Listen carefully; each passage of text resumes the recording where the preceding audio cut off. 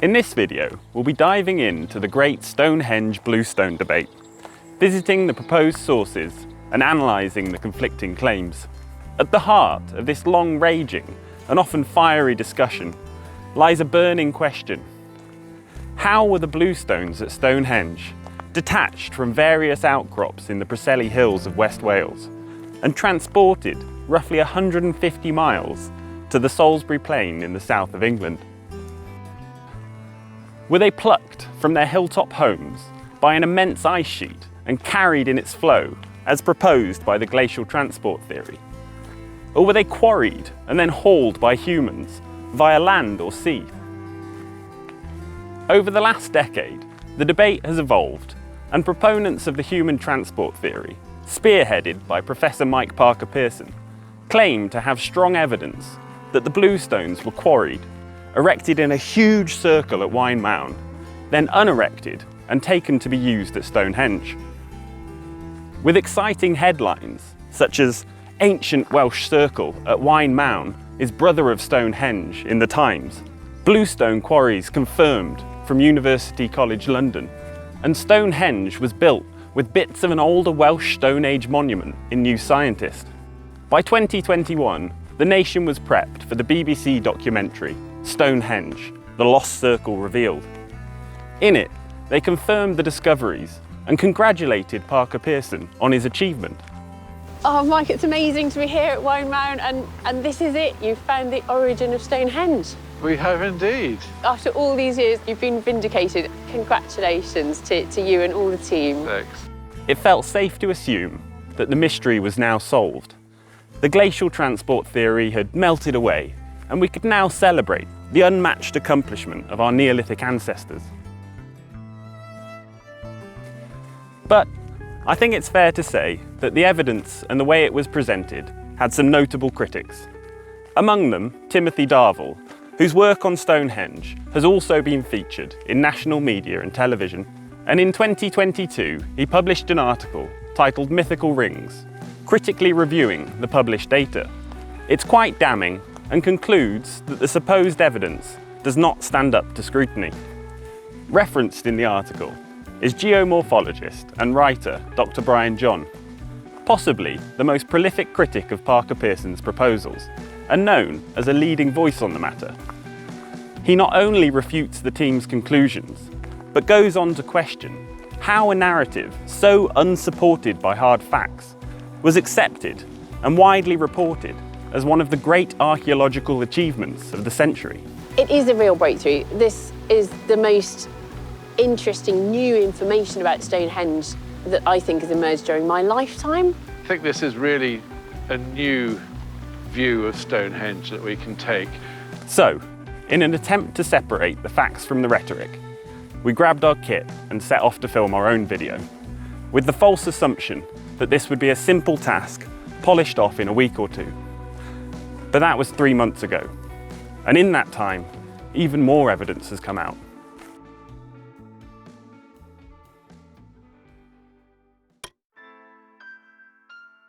Welcome back to our channel, Coral Jacks, where we visit ancient sites and explore the history and folklore that surround them. We just want to say that we really appreciate everyone who's been getting involved. Your likes, comments and shares are really helping our tiny channel. So a massive thanks to you all, and we really hope you enjoy this video. Now, before we dive into a deep analysis of the documentary and the slew of papers that have been published on both sides of the argument, I'm going to try and fit 400 years of recorded history into the next few minutes and introduce a lot of the big names. But if that's not what you clicked on the video for, feel free to skip ahead to this chapter and get on with the current debate. 400 years ago, in the 1620s, the first known excavation at Stonehenge took place. In the centre of the monument, it was undertaken by George Villiers, the first Duke of Buckingham, prompted by a visit by King James I. The King subsequently commissioned architect Inigo Jones to conduct a survey and study of the monument. Jones was so convinced that Stonehenge was built by Romans because of its geometry and symmetry that he added another central tritholon to his reconstruction. In 1666, John Aubrey identified the cavities in the ground now known as the Aubrey Holes. He surmised from observations at other stone circles that sites like Stonehenge were built by the native Britons. Deciding they must be temples, Aubrey was possibly the first to link Stonehenge with the Druids. In 1723, William Stuckley, who is credited with coining the term trilothon, took over 2,000 measurements of Stonehenge, and in this way he proved that Stonehenge was not Roman, as their units of measurement did not fit with the design. His observations also led to the recognition of the solstice alignment and the avenue. He would also attribute Stonehenge to the Druids. In January 1797, 3 of the largest megaliths on site, forming the southwest trilothon, collapsed. 200 years ago, in the 1820s, Lord Archibald Douglas, possibly motivated by the deteriorating condition, sold Stonehenge to Sir Edmund Atribus. It had previously been a royal estate, granted to various royal followers, and had been gifted to Lord Archibald. The Antrobus family went on to appoint a warden and gave instructions to stop visitors from lighting fires, carving their names, and chipping the stones for souvenirs. In 1871, one visitor stated that the sound from the constant chipping of stone broke the solitude of the place. Between 1874 and 1877, William Matthew Flinders Petrie created a plan of Stonehenge which was more accurate than any previously drawn, being measured to the nearest 1/10 of an inch. He also devised the numbering system for the stones, which we still use today. By the late 1800s, timber supports were now needed to shore up the stones considered in danger of collapse, and in 1883, Stonehenge was listed for the new Ancient Monuments Protection Act. However, it needed the permission of the landowner, and Sir Edmund Antrobus refused. In 1895, Edgar Barclay wrote that the bluestones are foreign boulders with weathered surfaces that, like the larger sarsens, were never quarried but derived from boulders left on the surface. Now, it almost sounds like he's about to call them glacial erratics, but he then goes on to suggest that they were brought here on boats and points to Brittany as their probable source. This could make him our first human transport theorist. In December 1900, an upright sarsen stone fell, and the massive horizontal lintel it held in place was snapped in two. A fence was then erected around the stones, an entrance fee introduced, and a police constable appointed to oversee visitors. The fence and the entrance fee were met with some resistance, and a protest was held, but to no avail. The following year, William Gowland was appointed to oversee excavations during the restoration of the tallest leaning trilothon. He established that antler picks had been used to dig the stone holes and that the stones had been shaped on site. His work identified a thin stratum of bluestone chips and proved that these chips predated the standing stones. He was able to state for the first time that it was a pre-metal, i.e. Neolithic monument. In 1902, William Judd, collecting bluestone samples and analysing the debitage at Stonehenge, concluded that the bluestones were likely glacial erratics, making a case that there was once a far greater quantity of glacial material in the Stonehenge area, subsequently largely removed through human intervention. This could make him our first glacial transport theorist. In 1903, the term Irish Sea Glacier was coined, and in 1904, T.J. Jehu confirmed that the traces of ice action all showed dominant ice flow from northwest towards southeast. The Irish Sea Glacier and observations of this direction of flow towards the southeast are still two of the dominant aspects of the glacial transport theory. In 1908, geologist Herbert Thomas suggested that the Stonehenge bluestones matched a suite of igneous rocks found in the vicinity of Carn, and petrographic studies later confirmed this match. Carn remained the presumed source for the majority of the bluestones for the following century. In 1915, Stonehenge's owner, Sir Edmund, died, and the estate passed to his brother, who put it up for auction. Cecil Chubb's interest in the local area led him to attending the sale at the Palace Theatre. Popular folklore says that Cecil Chubb's wife sent him with instructions to purchase some chairs, and that he had no intention of bidding on Stonehenge. But while in the room, he thought a Salisbury man ought to buy it, and that is how it was done. Stonehenge cost him £6,600 at the time, roughly $400,000 in today's money. But 3 years later, he gifted it to the nation. A survey revealed that several stones were unsafe, and a programme of restoration was devised, to be overseen by William Hawley. In 1919, problems with the restoration immediately arose, and when 2 of the stones of the outer sarsen circle were lifted, there was no clear indication of where they had originally stood. Then the central pair of uprights were straightened and set in concrete. but as a result, their lintels no longer fitted with the stones on either side, going against the presumption that the stones had originally been perfectly perpendicular. It has been suggested that further restoration work was abandoned because of the cost, but in later years the Office of Works commented that continued restoration would leave themselves open to accusations of faking the monument. In 1921, Herbert Thomas, who had previously identified Carn as a potential source of the bluestones, announced his conclusions to the Society of Antiquaries in London, and despite being a geologist, he proposed that Neolithic humans had quarried and transported the stones overland from Wales. Not only this, he claimed his findings permanently disposed of the idea of glacial transport for the foreign stones of Stonehenge, and to some extent they did. The human transport theory became a household fact, and subsequent scientific papers were dismissive of glacial transport, if they addressed it at all. In 1920, William Hawley turned his attention to the second part of his commission, which was to excavate the whole of Stonehenge within and including the circular ditch and bank. Over 7 years, he excavated many important features, including, and most importantly for us, the Aubrey holes. Although bluestones were considered, he concluded that they were post holes, which had held a circle of upright timbers. This theory is said to follow the local traditions found in central southern Britain and stages of development at other Neolithic sites. Parker Pearson, however, claims that they did indeed hold bluestones, but his evidence has been criticised.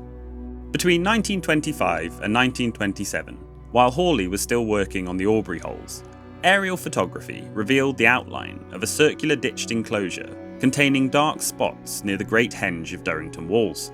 Archaeologist Maud Cunnington, together with her husband and a small team, excavated the entire site over a year. The dark spots were 6 concentric rings of post holes, enclosed by a small earthwork henge. 2 burials were also found at the site, and due to its proximity and similarities to Stonehenge, became known as Woodhenge.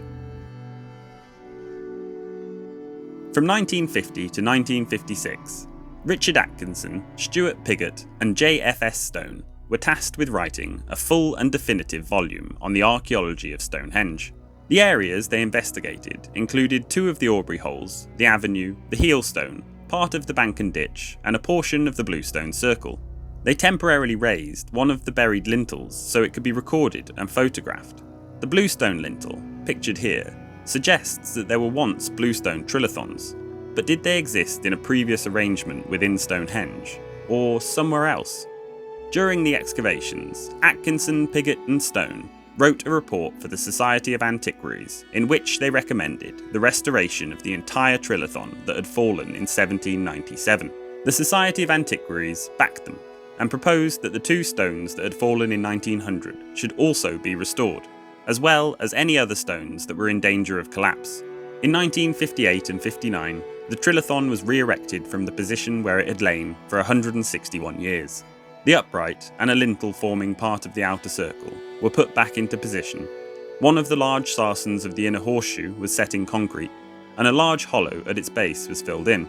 And finally, 6 fallen bluestones were lifted and straightened. But on the morning of 10th of March 1963, calamity struck again. One of the stones in the outer circle fell during high winds.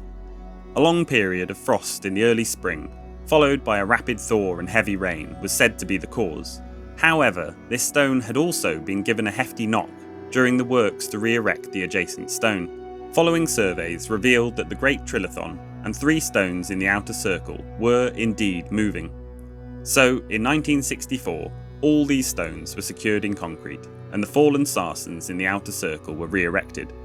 By now, the monument had been widely investigated, yet despite the Society of Antiquaries stipulation, only the 1950s excavation season had been published in an academic journal, until 1995, by which time many site plans and drawings had apparently been lost. In 1971, geologist Geoffrey Kellaway published a study, the first in many years that tackled our issue head-on. On my left, we have the original Iceman, Geoffrey Kellaway, the geologist, and on my right, Professor Richard Atkinson, who speaks for the accepted archaeological view. In it, he stated that there was no evidence supporting the human transport idea, and that there was no other case in the archaeological record of long-distance stone transport on this scale. Although his paper shot to fame and is still widely quoted today, his conclusions were still generally dismissed. Professor Atkinson, do you think that Mr. Kellaway is talking nonsense? If I would say yes, that would be rude. But what I would like to say is that I should like to see a great deal more evidence about this. He argued again that these bluestones were in fact glacial erratics, drawing attention to what he called rotten stones. What nobody has explained is why rotten stones that have in fact come out of a peat bog, which are absolutely useless for building, which have come from North or Central or South Wales, we don't quite know which, why those should be gathered together in heaps on Salisbury Plain. We do know they were using the same rock, the same Preseli rock, for making axes, and that these have been found at considerable distances. Of course, the distribution of these axes in itself is very interesting because I've been plotting these, and in fact they show in many cases a clear relationship to the inferred directions of glaciation deduced on totally independent ground. At the end of the 80s, I was born, but more importantly, O. Williams Thorpe and R.S. Thorpe, working with Open University, showed that the bluestones at Stonehenge had come from at least 7 locations in the Preseli Hills, some as many as 13 kilometres apart. When they looked at rock fragments from the pits and banks at Stonehenge, they found another 8 rock types. Why, they argued, would Neolithic stone collectors have ranged across the countryside, picking up a strange assortment of stones of all shapes and sizes, including pyroclastic and rhyolitic volcanic rocks that were not well suited for use in megalithic structures? Now, I believe this is the question Mike Parker Pearson has attempted to answer with Waun Mawn. But does claiming they were collected together in a local monument really explain the variety of sources and rock types?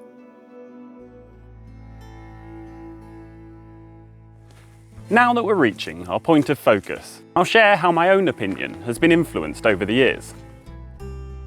With parents that worked the festival circuit, I was lucky enough to visit Stonehenge fairly regularly growing up. And this is where my interest in megaliths began. I have vague memories of walking the loop with the little walkie-talkie type device, giving a basic audio tour. But it was summer solstice at the stones that really stood out, a blur of excitement dominated by druids, confirming in my young mind that legends of Merlin and magic were real. Back home and full of imagination, we climbed all over Carn, visited the iconic Pentre Ifan, and searched cairns for standing stones and hut circles. Now, I spent a lot of these days dreaming of Stone Age man, drinking potions and carrying huge megaliths like Asterix and Obelix. But if it wasn't magic, surely those burly cavemen could have done it. A decade later, my dad borrowed a book which argues in favour of glacial forces, The Bluestone Enigma, published in 2008. It's written by Brian John, a name I had no idea of at the time. I was in my teens, and the vastness of the Irish Sea Glacier and the timescales involved were hard to fathom, but the arguments seemed sound. Also in 2008, Mike Parker Pearson was attempting to establish with more certainty when the Sarsen Circle and Trilithons were erected during Stonehenge Stage 2. Analysing radiocarbon results, he arrived on a date between 2600 to 2400 BC. He also suggests that the Aubrey holes, generally considered to have held wooden posts, actually mark the original position of the bluestones during Stonehenge Stage 1, 3000 to 2920 BC. He's quoted as saying, "We propose that very early in Stonehenge's history, 56 bluestones stood in a ring 87 metres across. This would have been one of the first and largest stone circles in the country, made of Welsh bluestones in 3000 BC. In 2009, Earth magazine published an article written by Brian John and Lionel E. Jackson. In it, they state the case for the glacial transport theory, describing how glaciers can pluck and carry blocks away in a process called entrainment, and how the convergence of 2 glaciers could act as a conveyor belt, transporting erratics in a trail leading straight to Stonehenge.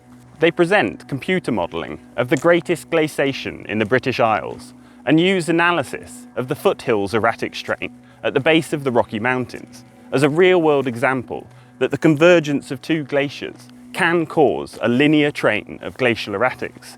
They also point out the occurrence of bluestones in a number of early Neolithic monuments that are local to Stonehenge and as much as 1,000 years older. The authors conclude, rather hopefully, that after decades of neglect, evidence from the fields of geology and glaciology is coming to the fore. But this was not the case, because also around this time, the Stonehenge Riverside Project, a collaborative enterprise investigating the place of Stonehenge within its contemporary landscape, had been excavating a number of locations, including at the Kirkus, the Cuckoo Stone, Durrington Walls, and just south of Stonehenge. Then, in 2009, they revealed a dismantled stone circle. No, we're not at Waun Mawn yet. This was on the banks of the River Avon, connected to Stonehenge itself by the avenue. The team excavated a quarter of this circle and identified 9 stone holes, suggesting that the completed circle might have consisted of up to 26 stones. The imprints left in the compacted chalk at the base of the pits and the sizes and shapes of the sockets all compared closely with the dimensions of bluestones now in the inner oval at Stonehenge. Radiocarbon dating turned up very little for a construction date, but they say it is perhaps contemporary with the bluestone circle in the 56 Aubrey holes. There were more samples available for the dismantling of the stones, which is said to have occurred around the same time as the digging of the avenue's ditches. Although no bluestone or chips were found, the authors are confident that the stones had been bluestones rather than sarsens, and that they were taken to be used at Stonehenge. These stones, along with the 56 supposedly already present in the Aubrey holes, would have made a total of 80 bluestones on site. Despite glacial transport's rising chorus section, the paper gives no mention of it and interprets all of the data as confirming human transport. So, the site known as West Amesbury Henge, referring to the circular bank and ditch, became dubbed Bluestone Henge, referring to the possible stone circle. In 2011, Parker Pearson is listed first among 9 authors of a paper titled Stonehenge, Controversies of the Bluestones. In this paper, they do acknowledge the glacial transport theory, but they go on to dismiss it. They clearly lay out what is to become the accepted timeline or sequence of events at Stonehenge from stage 1 through to stage 5. They also rule out Carn as the likely source, introduce the research at Carn Goedog and Rhos, and propose an alternative overland route for the Neolithic stone dragging. In 2012, the topic was back in the forefront of my mind when my mum and dad became involved with the construction of a replica Bronze Age boat. Based on the Ferriby boat, the project aimed to demonstrate whether or not a vessel similar to this design would have been able to carry the Stonehenge bluestones. There's a Discovery Channel programme out there somewhere, but I warn you, it's somewhat farcical. That said, the team did go on to successfully float a stone, but safe to say, it did little to confirm the oversea theory. The boat design was over 1,000 years too modern. The tools, adhesives, and some of the ropes and fixings were also far too modern, and the stone was considerably smaller than most of, if not all, of the bluestones at Stonehenge. So, the story continued to evolve slowly, but then, in 2015, came the discoveries at Carn Goedog and Rhos. Quarries were not only identified, quarries were confirmed. The discoveries were presented as absolutes. It seemed this was no longer a theory. And then, among a flurry of other headlines, Waun Mawn was announced. An almost unbelievable discovery. But by now, it didn't seem too fantastical. And living locally to the Preselis and having a strong connection with these hills, there was something gratifying about the story that had been building in our minds. So you'll have to forgive me, but at this point, it seemed like human transport theory was winning. We hadn't started making YouTube videos yet, so we visited the sites and soaked in the atmosphere. Crag Rhos of Felin, featuring a striking rock formation, is easily imagined as a quarry. And the huge solitary stone at the base kind of confirms this, doesn't it? Carn Goedog, only a mile away from the now discounted Carn Menin, is also close to Beth Arthur, which is on a favourite walk of ours, so it became a regular detour. But Waun Mawn was just over the other side of the hill. Not that far away, but just a bit out of the way. So when we finally got around to it, it was a grey day in the middle of March. The location is stunning, surrounded by silhouettes of the Preselis, and a small group of megaliths are perched on the gentle slope. With our heads full of ideas about what this site may once have been, we found ourselves enthusiastically wandering the moorland, lost in imagination, occasionally breaking the silence to shout out the location of a possible stone hole, or rather, the rectangular impression left over from a series of excavations in search of possible stone holes. But possible stone holes. We hoped that by tracing the rough outline, we would be able to stand in the centre of one of the largest stone circles in Britain. And after a while, that's what we did. But was it all in our heads? But was it all in our heads? But was it all in our heads? And so then, last year, at the beginning of 2023, we started making these history videos for YouTube because it's something that we both love doing. And if something is only a theory, we always try and make that clear. I'd like to say that I've consistently kept an open mind and that I've always remained sceptical whenever the new announcements came out. And up until a point, I had, but the reports of quarrying tools found in situ, driven into joints around pillars, had pushed me over the fence. So when it came up in conversation with family and friends, I ended up speaking with a degree of awe about Parker Pearson's discoveries and an excitement about all these new special places we had to visit practically on our doorstep. But we didn't come out and say any of this on our channel until we'd found out more. At the beginning of 2024, now equipped with a drone, we began revisiting all of our favourite sites and exploring them from the air. And by the time we got around to Waun Mawn, I'd read just about everything that was available on ResearchGate from both sides, and it seemed like Parker Pearson's evidence was being picked apart piece by piece, fact once again becoming theory. So we wrote a draft script, and after a long day walking and filming at Crag Rhos of Felin, Waun Mawn and Carn Goedog, we settled into the couch and watched the now infamous BBC documentary for the first time.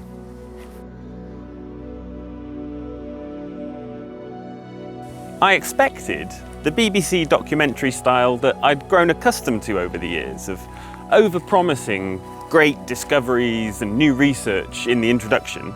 Little did he know that he would discover something even more extraordinary.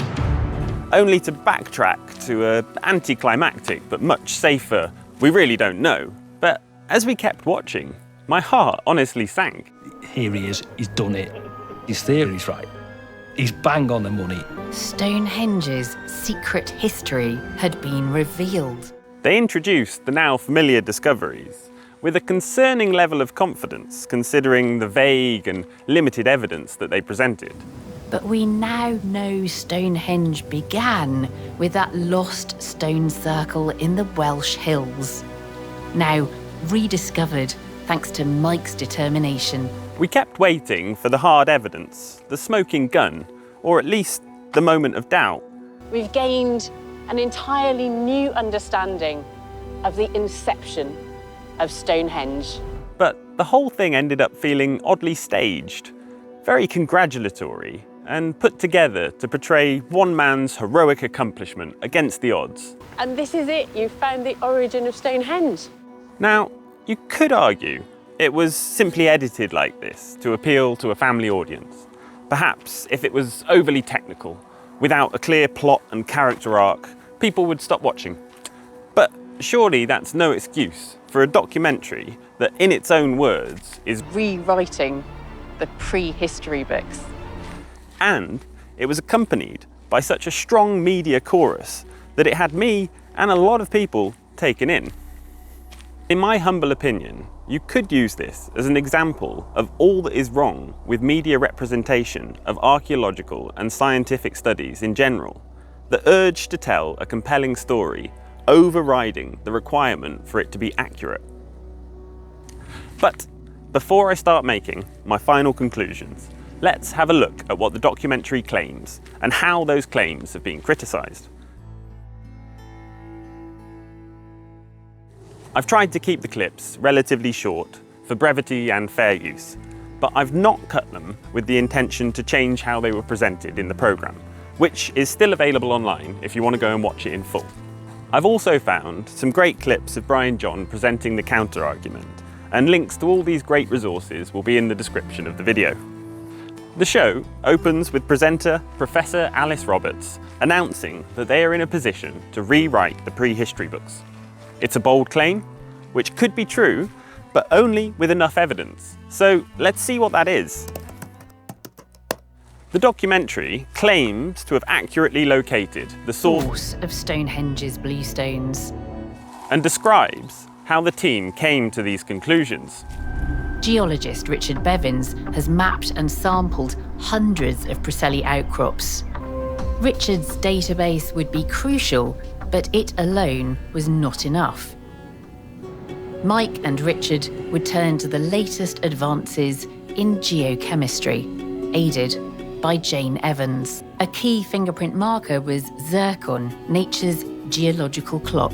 Using zircon and other markers that previously identified southern outcrops were discounted, and 2 new outcrops took their place.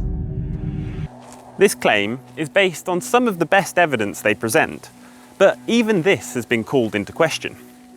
The 2 geologists who worked in this site, Robert Ixer and Richard Bevins, have claimed that they are able to identify to within a few square metres the area that some of the rocks at Stonehenge have actually come from.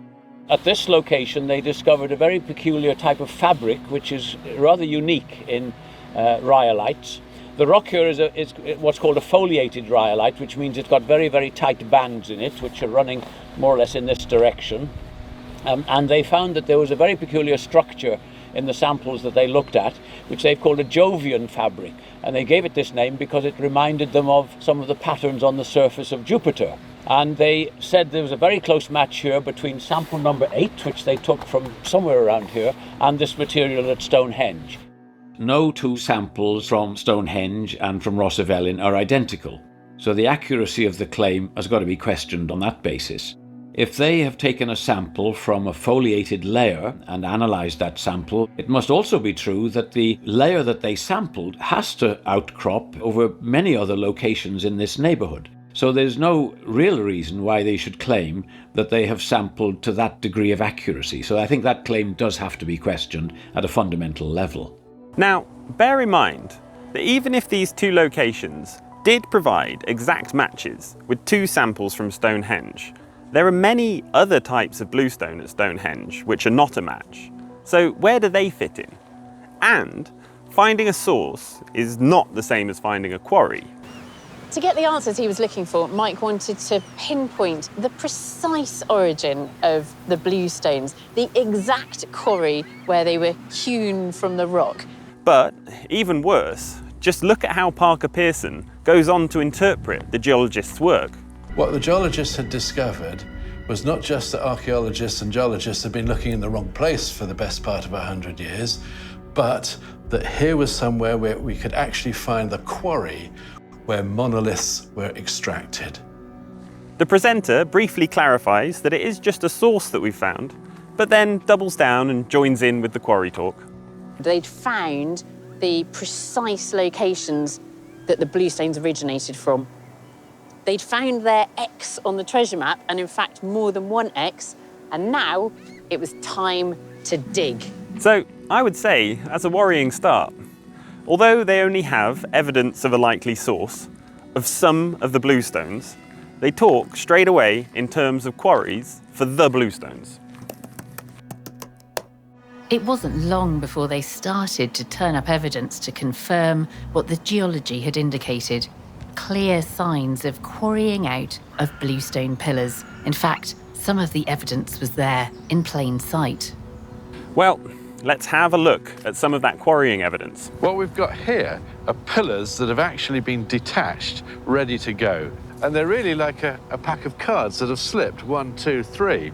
Now, if you've walked in the Preselis, you've likely seen features like this at various outcrops. But if not, these pillars could look quite unusual and potentially unnatural. But let's see what Pembrokeshire local Brian John has to say. We're standing on quite a big tor at the moment, which is one of a little group of tors called Carn Meibion Owen. But this tor is a classic example of a rock outcrop made of dolerite that's been dramatically affected in the Ice Age, both by the work of glacier ice, because the ice flowed over this area on 2 or 3 different occasions, most recently about 20,000 years ago. And so we can see when we look around here, many traces of glacial action on the rock surfaces, and also there's a complete jumble of rocks here. This is a tor that's been almost literally smashed to pieces by ice action and also by the work of frost. Parker Pearson does not dispute that the pillars were likely formed by ice, but he does think that humans detached them. Just here, we have a wedge mark where somebody has chiseled just at that point when these two were at the same height to actually split them off.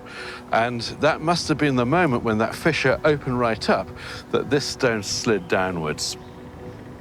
Now, at this point, I expected to see the wedge tools, hammer stones, and the evidence of pounding and scarring from heavy use.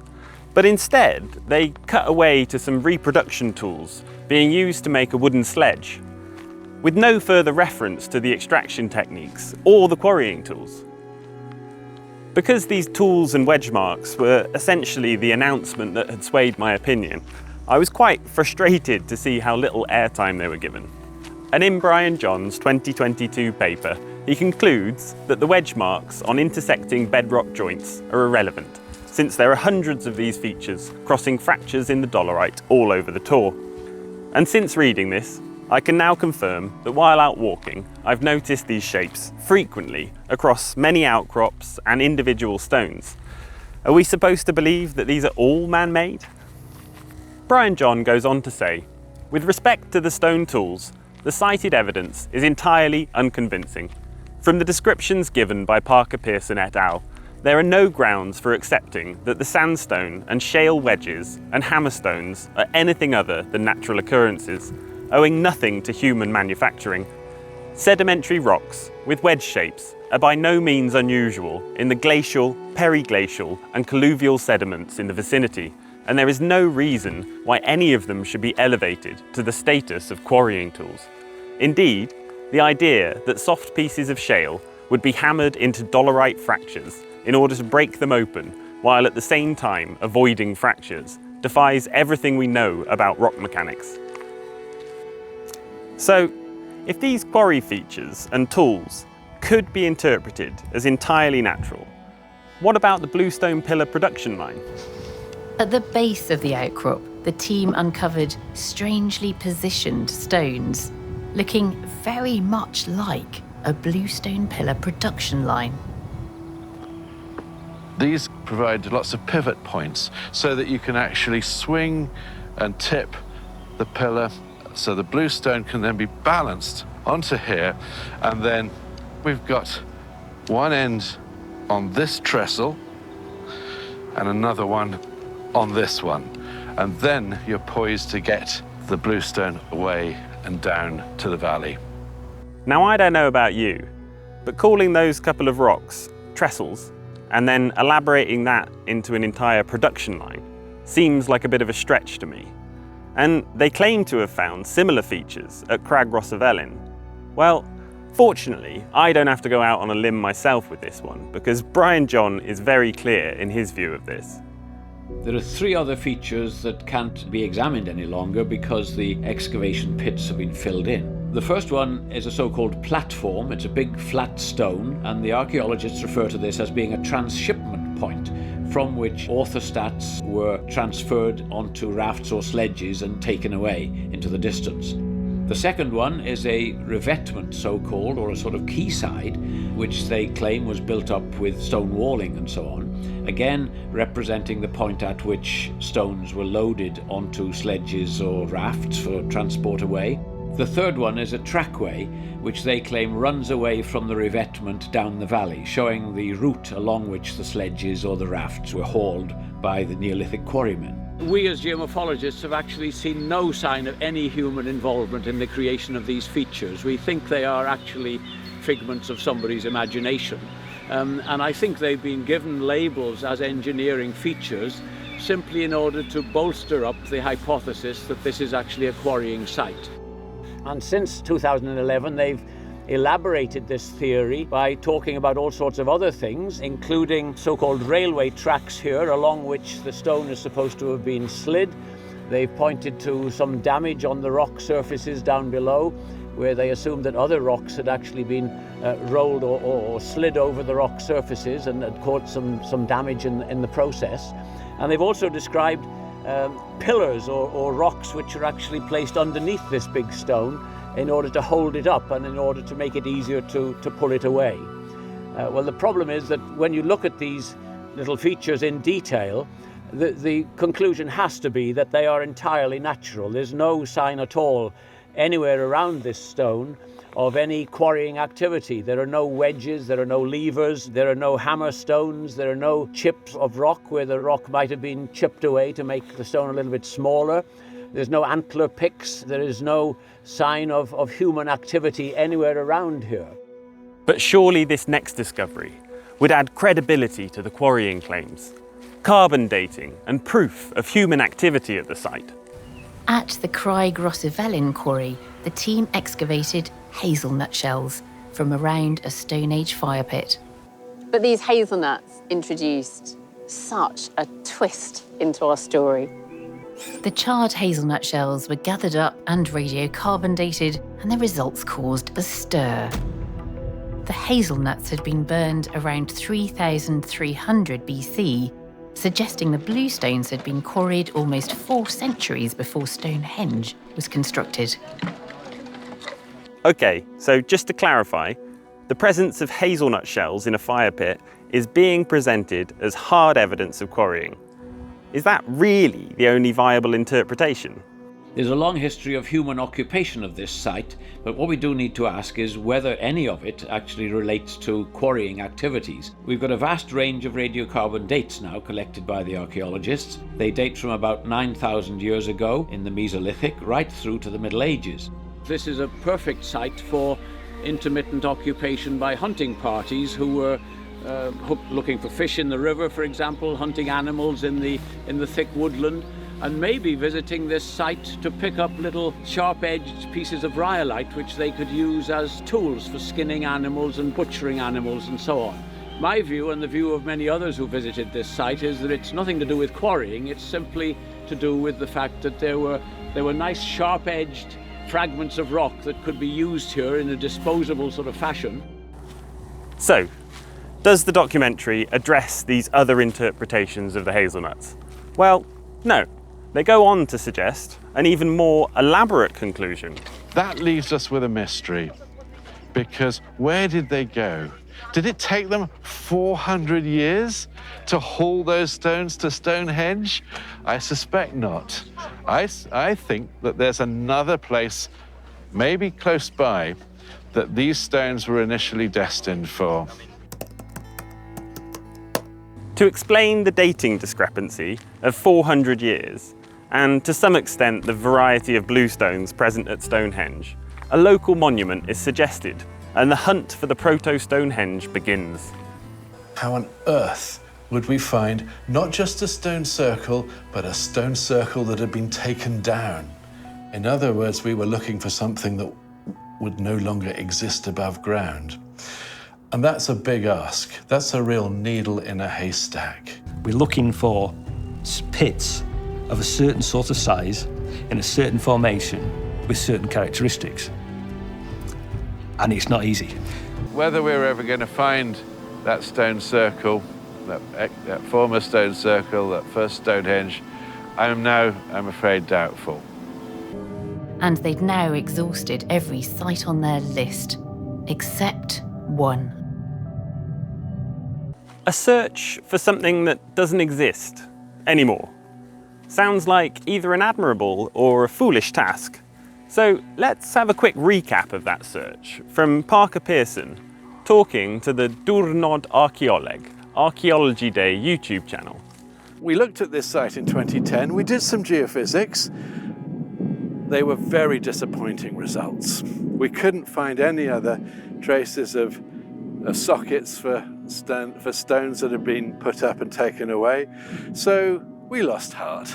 And we went off and we looked at other circular things in the landscape over the next, 6 or 7 years.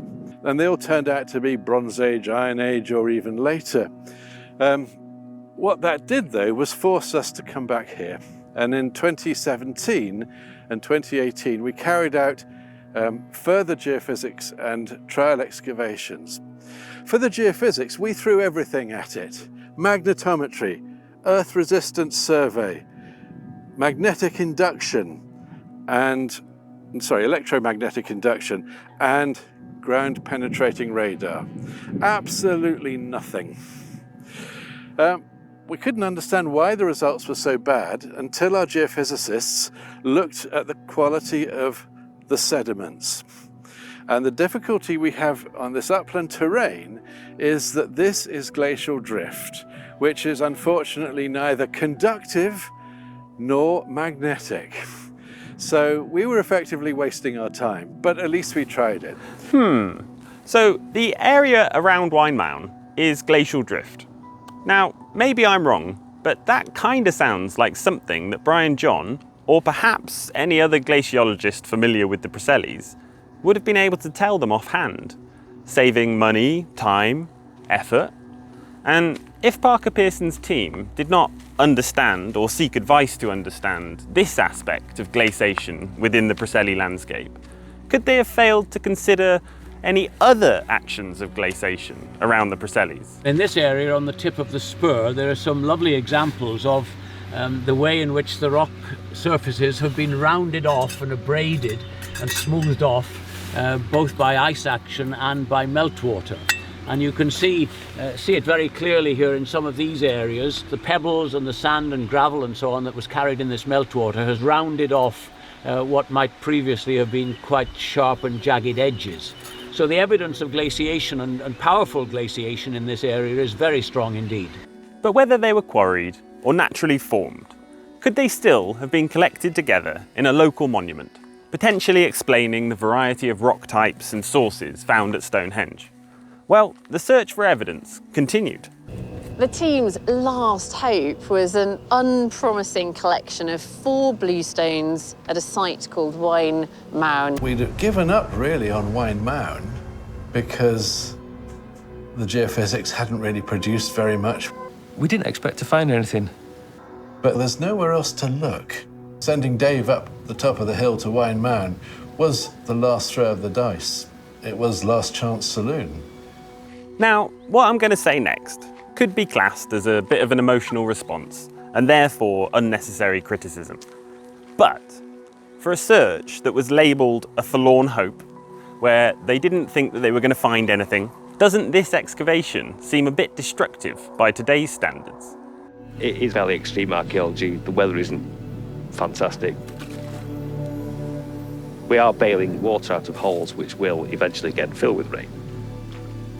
I got sent to Waun Mawn as a bit of a forlorn hope.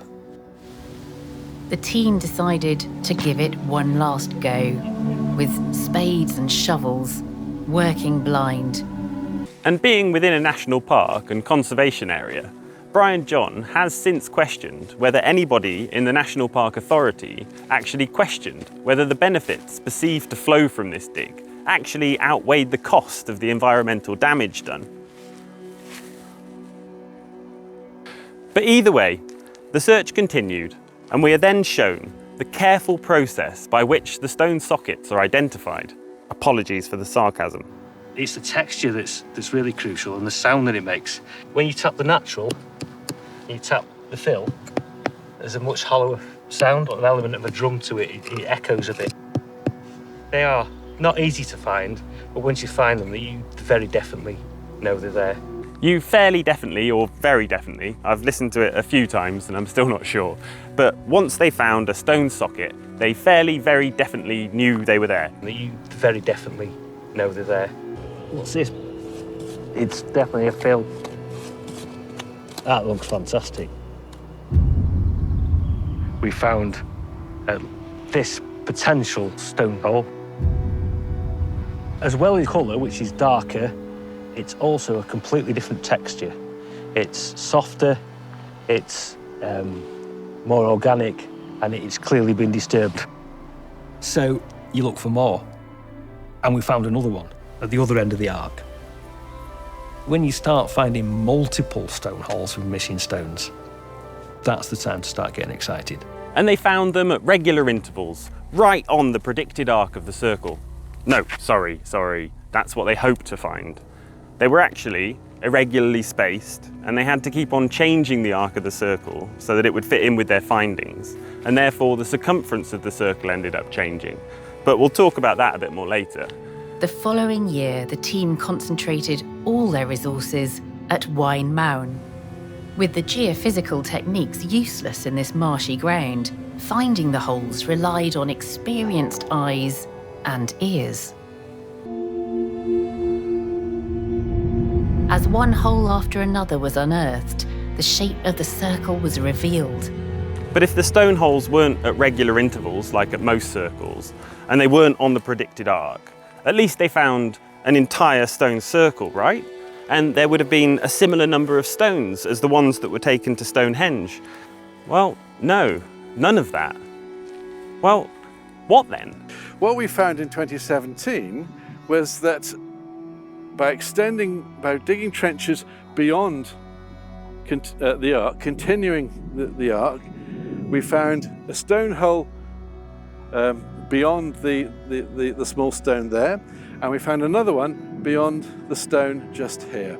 And then in 2018, we excavated 5 main areas, main trenches, and what we found was a further 4 stone sockets.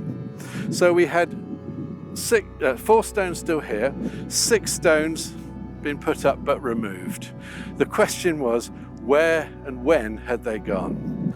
So, from this giant dismantled circle at Waun Mawn, where we're needing roughly 80 bluestones, 56 to fill the Aubrey holes, and another 20 or 26 to fill Bluestone Henge, we have 6 potentially missing stones that may or may not have been taken to Stonehenge. Now, before you start thinking this couldn't get any less impressive, bear in mind Brian John's interpretation. As we know, the stone sockets found are anything but convincing, and they are being designated as sockets largely because they're on or close to the circumference of the preferred circle. In my view, they are slight depressions, hollows and pits like this that are all over the Waun Mawn moorland, down to the undulating nature of the till and broken bedrock interface, and down to small-scale stone extraction and rearrangement on many prehistoric features which I have flagged up, but which MPP and his team have ignored. The evidence of a stone circle is scanty enough as it is, but where are the control digs on other parts of the moorland which might convince skeptics like me that the sockets enumerated are really unique and significant? So, the stone sockets found by the team could be natural features, or if man-made, they could simply indicate where a glacial erratic once lay before being lifted from the ground. And it could be argued that because the large excavations were situated around in a circle, any evidence for sockets would only have been found within that circle. Therefore, as Brian John points out, without digging up a much larger area in the form of control digs, we can't rule out the possibility that these features are all natural and potentially quite common. The lost circle had been found, and its dimensions got the team excited. So then the documentary moves on to its next piece of evidence, potentially even more circumstantial than the rest. Its diameter, 110 metres, was exactly the same as the outer perimeter around Stonehenge.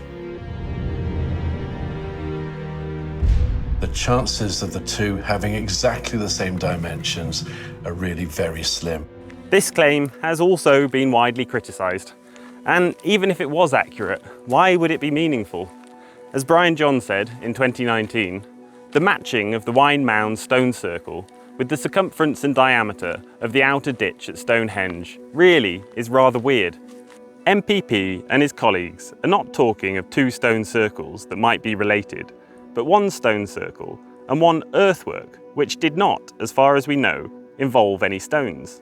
By common consent, the outer ditch at Stonehenge was dug at a very early stage, at least 5,000 years ago, and the stone settings came much later.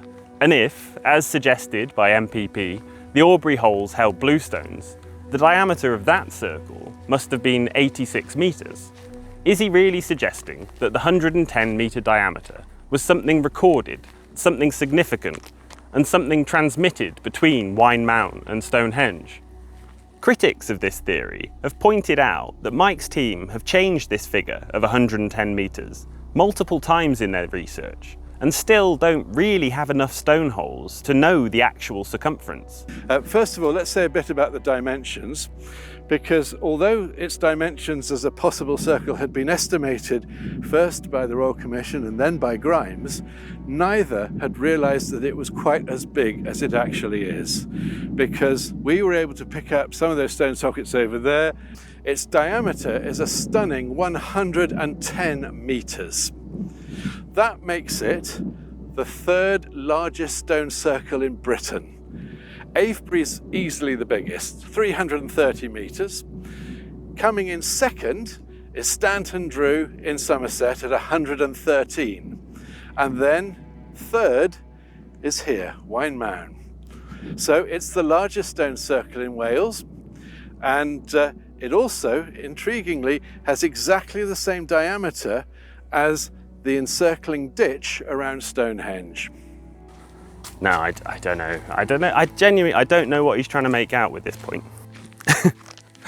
Now, this might sound a little bit ridiculous, but if Waun Mawn was dismantled to be taken to the Aubrey holes, surely a comparison between those two circumferences would be much more compelling.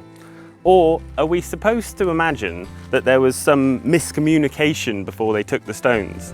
You know, they sent the number 110 metres down and they started building an earthwork, and then they turned up and they said, the 110 metres was for the stone circle, not the bank and the ditch. And they're like, what? But of course you've got the bank and the ditch. And they're like, no, we didn't even have one of those in Wales. We don't do that yet. And then another perimeter, another possibly coincidental perimeter, is introduced as hard evidence. An odd-shaped stone hole provided an opportunity to once again use photogrammetry. We could see the exact shape of the base of each stone that had stood in them. And one of them was very unusual because it had a slightly kind of pentagonal cross-section. And what was interesting was that there was one at Stonehenge which had a very similar form. Could they match the shape of the Waun Mawn hole to the stone at Stonehenge? It fitted like a key in a lock. But this evidence alone was not conclusive. Now, maybe, just maybe, Stone 62 did once stand at Waun Mawn, and it already had its pillar shape and pentagonal base. So upon arrival at Stonehenge, it didn't need to be reworked and reshaped like many of the other bluestones did. And so perhaps this pentagonal shape in the ground really is a smoking gun of one stone being in one place and then in another. But further doubt was cast on this proposal when Stone 62 was identified as coming from Carn di Vach, an outcrop nearly 7 kilometres away from Waun Mawn, whereas the remaining stones at Waun Mawn had been sourced to a much closer Cerrig Llandrn. Now, for the sake of argument, and I guess that's what we're here for, you could say that perhaps various types of stones from multiple sources were collected and used at Waun Mawn, and then only certain types were selected to be dismantled and taken to Stonehenge. But with all these weak links appearing in the story, even Parker Pearson has now backtracked on some of these claims. But we'll see if we can get around to that in a minute. they still didn't know when the circle was constructed. Was it really Neolithic? Built before Stonehenge? The acidic soil had destroyed almost all organic matter that could otherwise have been radiocarbon dated. You can actually date sediments by measuring the remnant energy in the grains of quartz in that sediment since they were last exposed to light. And it's a technique normally used by geologists, optically stimulated luminescence. OSL, we call it for short. The previous digs had all looked promising until the dates came in and they were way out. So would the same fate befall the team's last chance? Everything hinged on that OSL result. Finally, the results came through. The OSL data gave a likely construction date of around 3,300 BC. It was perfect. The documentary doesn't really attempt to provide any more proof. It detours into some hypothetical scenarios, imagining Neolithic motivation for this grand task, and concluding with the heartfelt congratulations. Here he is, he's done it. His theory's right. He's bang on the money. This brand new discovery by Mike and his team is phenomenal. Oh, Mike, it's amazing to be here at Waun Mawn, and this is it. You've found the origin of Stonehenge. We have indeed. After all these years, you've been vindicated. Congratulations to you and all the team. Now, when I started writing this script, I expected to get to the point where I could tell you what a majority of the evidence pointed towards. And for a while, and kind of still, I'm pretty confident that I know what that is. But to do that in an effective way, and to avoid doing exactly what I've been criticising the BBC for, became quite a difficult, if not impossible task. You cannot simply combat bias with even more bias. And it probably already sounds to some of you like this has been a lecture in favour of glacial transport. But I've really been sticking to that side because it's the underdog, and it was being massively unfairly represented in the documentary that I'm criticising. But does that mean that my mind has been completely swayed? Well, the only way to answer that properly would be to do a real deep dive into all of the papers that I've catalogued together, and it'll probably be quite a long, maybe 2-hour video, and a lot of it will be me reading out other people's scientific papers. But if you would like me to come back and do a part 2 where I deep dive into pretty much reading out all of the papers that I've got open on my desktop at the moment, please do let me know in the comments. But really, what I had set out to do was provide a decent summary of both sides of the continuing argument, to encourage anyone that had picked a team or thought that the verdict was cut and dry to re-evaluate the information that they've been given, and also to provide a catalogue of sources for further reading. And I think I've done most of that, or at least to the best of my current abilities. My motivation for making this video wasn't to try and prove anyone wrong or right, or convince anyone that I've got the answer. I made this video because I believe that prematurely claiming the mystery solved has been incredibly divisive and done a massive disservice to the discussion that takes place, both in person and online. So what can I say? For the hundreds of hours of preparation that I've done for this video, and the many visits to these wonderful special sites, do I know any more than I did when I started? Yes? Am I more willing to take one side than the other? Slightly. But do I know anything for sure? Not really. But what I can say is, there is no smoking gun. Neither the glacier nor the stone draggers were caught red-handed, collecting or carrying these particular bluestones on this particular route. But both have been shown to collect and carry stones varying distances. But whether these ones were quarried and dragged, or plucked and entrained, remains to be proven. Okay, I will take some sort of side in this argument. And to be honest, I think I've already let on earlier in the video my disappointment with the human transport team. They've not only exaggerated their evidence, they've belittled and dismissed their competitors, and lost a lot of respect in the process. Whereas on the other side, Brian John has been finding more and more evidence of glaciation and glacial erratics reaching the Salisbury Plain and the Stonehenge landscape. The plucky underdog has been fighting for a long time, honing his skills and finding stone after stone to fire from his sling, while the lurching behemoth, cocky and overconfident, appears to be tripping up on the elaborate tapestry it's been weaving. Now, just before you go, I want to thank you for coming on this journey with us. It's our first time making a video of this length and breadth, and we've learnt a lot in the process, not just about Stonehenge and the Bluestones. So if you've enjoyed this video and would like us to make more like it, please do leave a comment down below.